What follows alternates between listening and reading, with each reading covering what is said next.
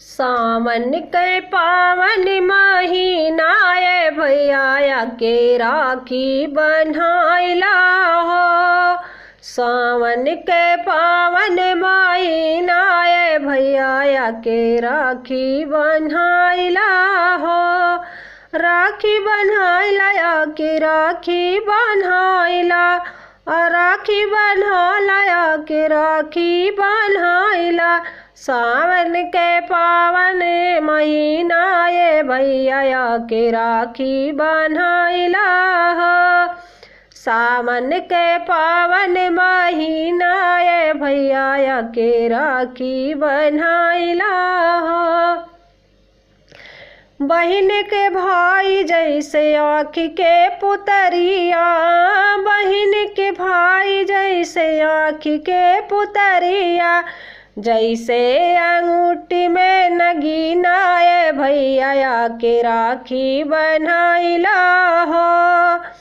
जैसे अंगूठी में नगीना ए भैया के राखी बन्हाइला हो।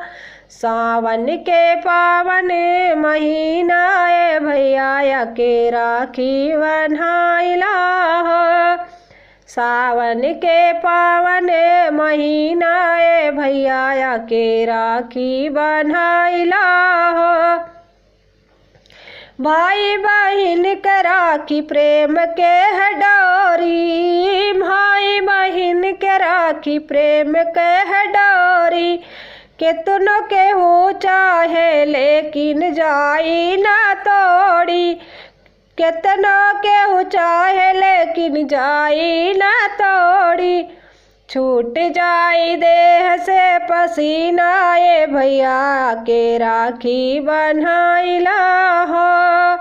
छूट जाई देह से पसीना ए भैया के राखी बन्हाइला हो। सावन के पावन महीना ए भैया के राखी बन्हाइला हो।